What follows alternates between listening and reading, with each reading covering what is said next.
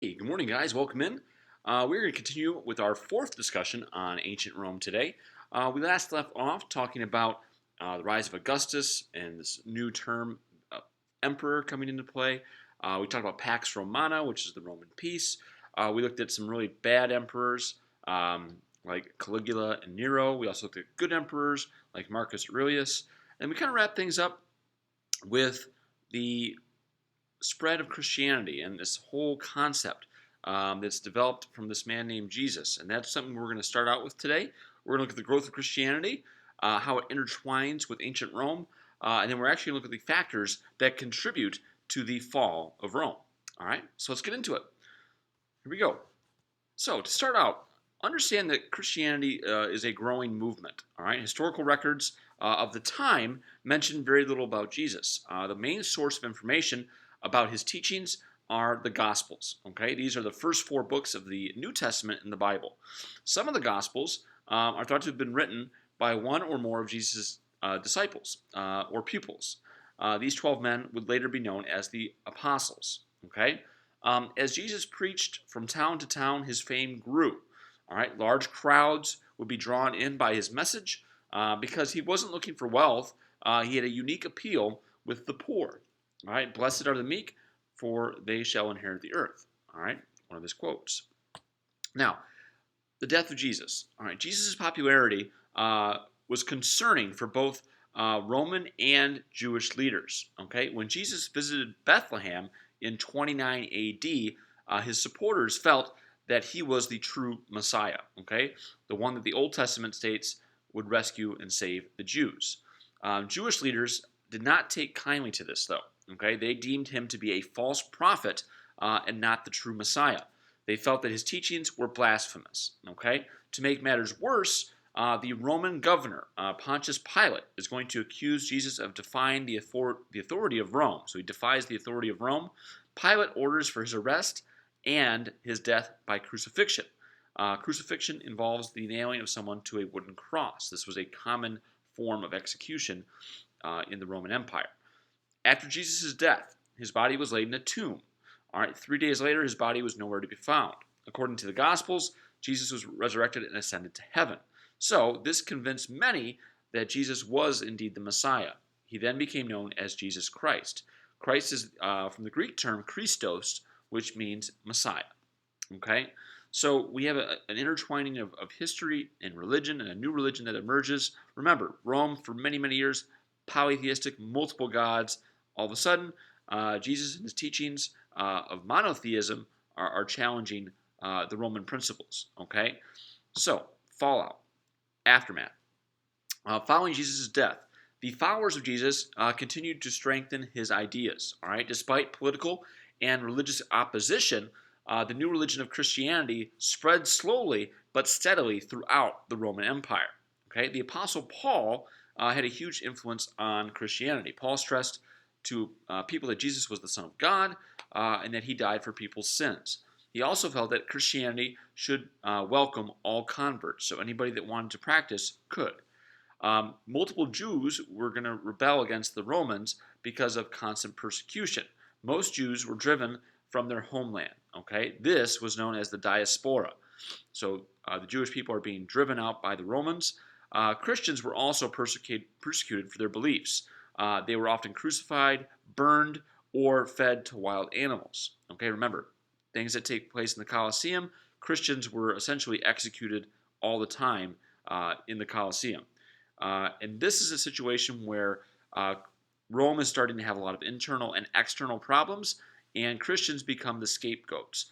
So the Romans are going to blame the Christians or the Jews for all of their issues and all of their problems. That's what's going to start happening. Now, this is a new world religion. We're going to look at world religions in our next unit. Again, Christianity is one of our 5 main religions that we're going to discuss.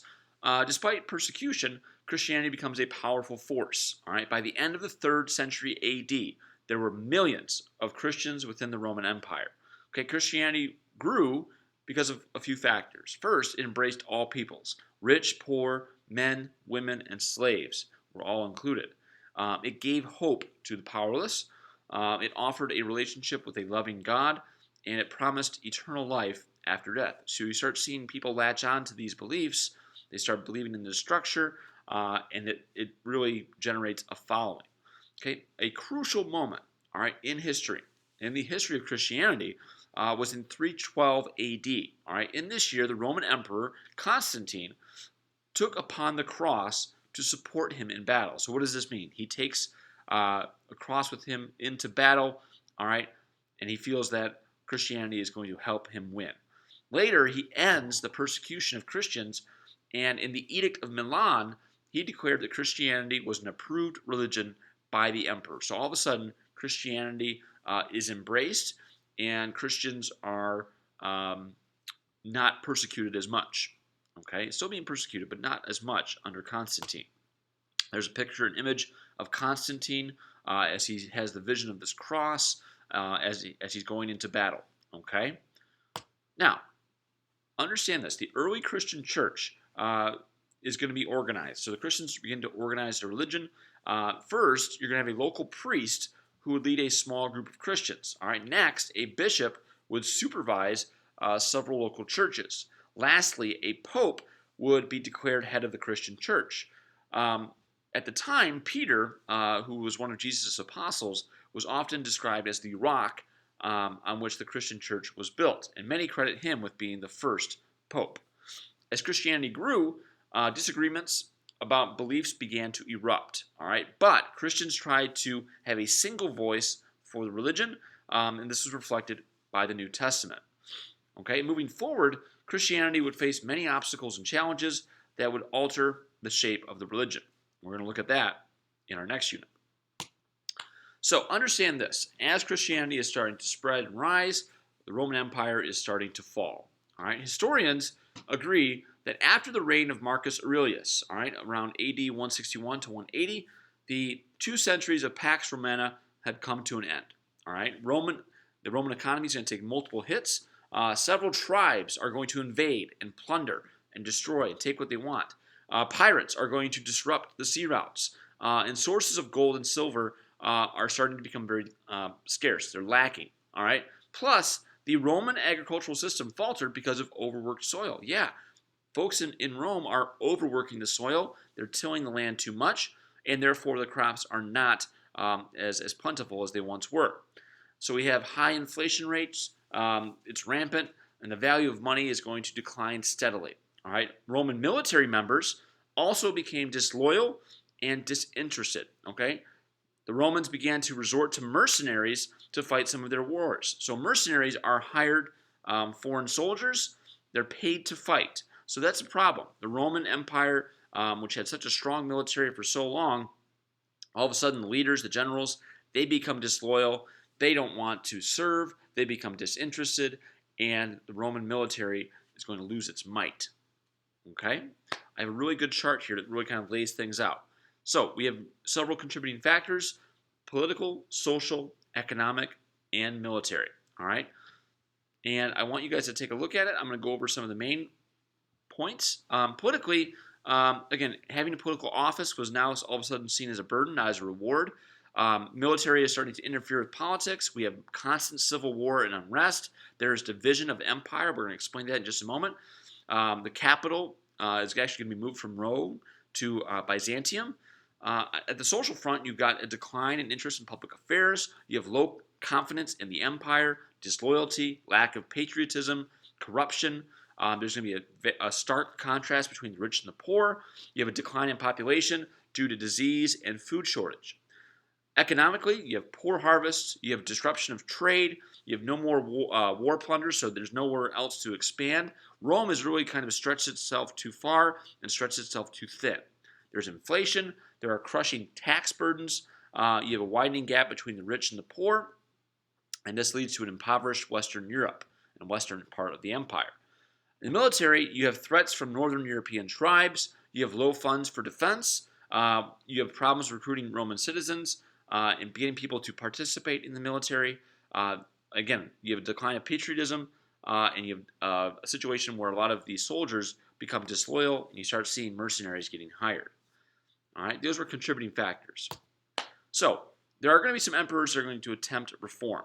Despite all of the turmoil, Rome would survive. It's going to survive. It's going to last for another 200 years. Politicians are going to make key reforms to keep the empire intact. Diocletian led with an iron fist, and he basically doubles the size of the military and did everything he could to cut down on the inflation that was occurring. However, his biggest claim to fame was that he divides the empire. The East, which is Greece, Syria, Anatolia, which is modern-day Turkey, and Egypt, and West, which is Italy, Gaul, which is France, Great Britain, and Spain. So it's East and West. All right. Constantine is going to follow Diocletian. His biggest change was moving the capital from Rome to Byzantium, which is in modern-day Turkey. From there, he's going to rename this Constantinople. Okay. After Constantine's death, the East would survive, but the old Western Empire, Italy, Great Britain, is going to fall. Okay. So there's a vision and a picture of Constantinople. All right, let's take a look at the Western Empire crumbling.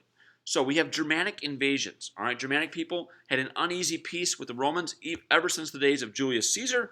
However, once the nomadic Huns moved in from Mongolia, the Romans now had a legitimate threat on their borders. All right, Germanic people were now on the move, and Rome sees this as a major problem.